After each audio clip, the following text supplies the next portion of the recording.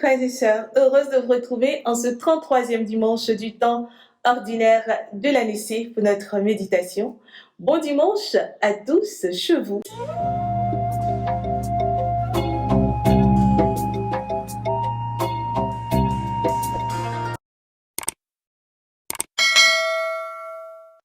Et dans la joie, allons à la découverte des textes. La première lecture, extraite du livre du prophète Malachie, et nous donne cette prophétie. Voici que vient le jour du Seigneur, brûlant comme la fournaise. Tous les arrogants et tous ceux qui commettent l'impiété seront de la paille. Ce jour les consumera, dit le Seigneur de l'univers. Il ne leur laissera rien, ni racine, ni branche. Mais vous qui craignez mon nom, le soleil de justice se lèvera, il apportera la guérison dans son rayonnement. Frères et sœurs, quand nous lisons cette prophétie, nous nous disons, oula, nous sommes à la fin. Nous sommes au jour de la prononciation de la sentence, de la condamnation. Alors nous nous posons pas mal de questions. Alors j'ai envie de vous poser une question. Comment ce jour vous trouvera? Oui. Est-ce que ce jour nous trouvera dans l'arrogance ou dans la crainte du nom de Dieu? Alors pour moi, ce jour, c'est le jour de la gouvernance de Dieu, où Dieu vient gouverner avec droiture, comme nous le dit le refrain du psaume 97-98, Dieu vient gouverner avec droiture. Mais dans cette gouvernance, quelle est notre posture? Vivons-nous dans l'arrogance, dans l'impiété, dans la beuverie, ou est-ce que nous vivons dans la crainte de Dieu, dans l'humilité et tout ce qui va avec? Oui, tout le monde parle de fin, mais cette fin nous trouvera comment? Et est-ce que c'est le moment? Est-ce que la fin, c'est maintenant? Allons dans l'évangile du jour, extrait de Saint Luc, chapitre 21, versets 5 à 10. Alors, face à la contemplation des disciples du temple, ils contemplaient la beauté, Jésus va les inviter à aller au-delà de cette contemplation physique. Et il va leur dire qu'un jour viendra où tout disparaîtra, un jour viendra où on ne trouvera pied sous pied, tout sera détruit. Alors, ils vont poser cette question à Jésus. Quand sera la fin? Et c'est vraiment la question que nous tous nous posons. N'est-ce pas? Nous voulons comprendre. Maître, quand cela arrivera-t-il? Et quel sera le signe que cela est sur le point d'arriver? Oui, nous sommes vraiment un peuple, une génération de signes. Nous voulons tout voir, nous voulons vraiment toucher du doigt ou avoir quelque chose pour dire voici cela. Et Jésus va répondre, et Jésus va mettre en garde ses disciples. Prenez garde de ne pas vous laisser égarer, car beaucoup viendront sous mon nom et diront c'est moi, ou encore le moment est proche, ne marche pas derrière eux. Quand vous entendrez parler de guerre et de désordre, ne soyez pas terrifiés. Il faut que tout cela arrive d'abord, mais ce ne sera pas aussitôt la fin. Une réponse assez claire. Oui, nous vivons dans le désordre. Nous vivons dans le chaos.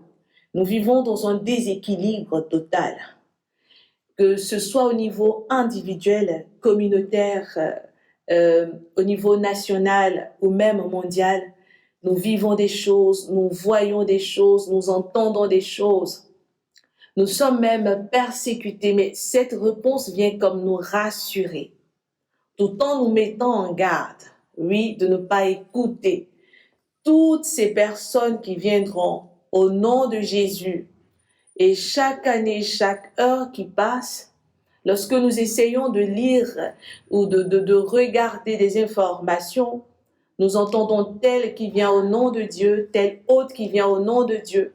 Et toutes ces choses terrifiantes qui parfois nous bousculent à l'intérieur de nous-mêmes. Et Jésus nous dit, ce ne sera pas aussitôt. La fin ne sera pas aussitôt.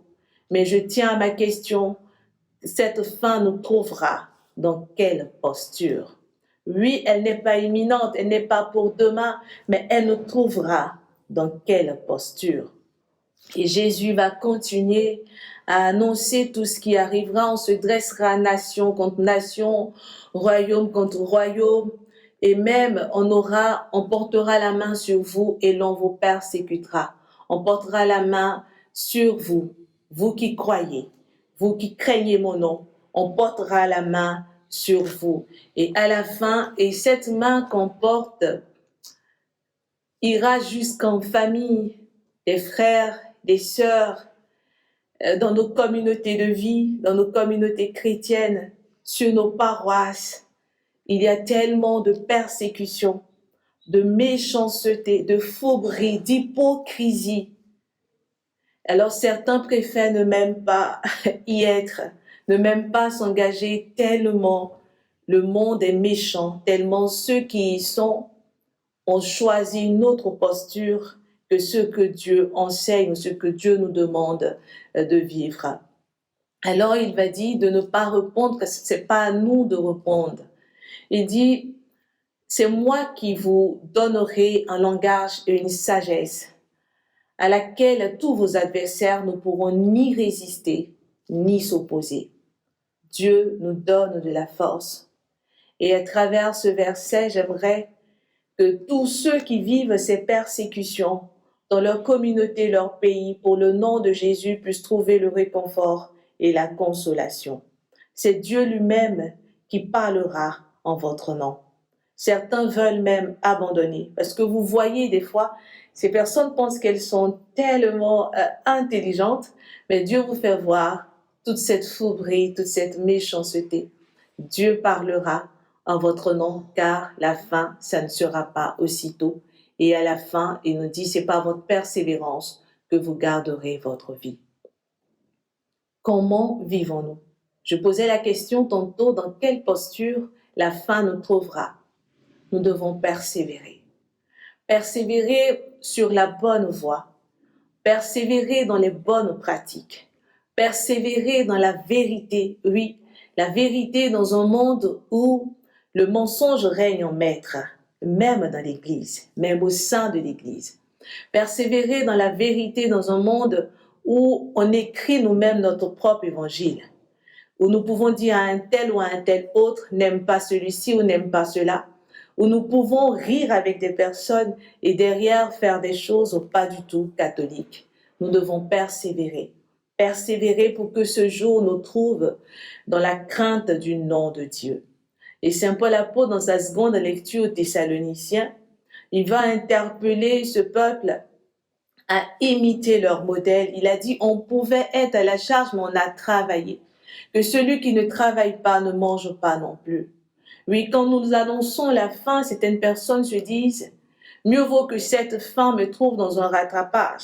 Ce que je n'ai pas vécu, alors c'est le désordre, c'est la corruption, c'est une vie loin de Dieu, une vie vraiment indescriptible. Oui, au soir de vos vies, dans vos différents retranchements, personne ne sait ce que vous vivez, mais Dieu, lui, il sait. Alors cette vie de débauche nous perdra. Cette vie de débauche nous consumera comme de la paille. Cette vie de débauche fera que nous serons dans une posture qui n'honore pas Dieu. Et de cette posture, le jour du Seigneur, brûlant comme la fournaise, nous consumera. Alors nous devons travailler. Ce jour doit nous trouver pas dans la paresse physique ni spirituelle, mais ça doit nous trouver dans un courage digne du nom de Dieu, dans une persévérance qui honore et qui élève Dieu. Frères et sœurs, en ce dimanche, faisons l'effort de persévérer dans la vérité, dans l'humilité, dans la crainte du nom de Dieu, et laissons Dieu répondre à notre place, car le jour vient, mais ça ne sera pas aussitôt. Vous le savez, frères et sœurs, moi je vous aime, mais Dieu encore plus. Alors on prendra l'engagement de persévérer, de ne pas abandonner, car là où Dieu t'appelle, il te donne la force d'assumer. Au revoir et très bon dimanche.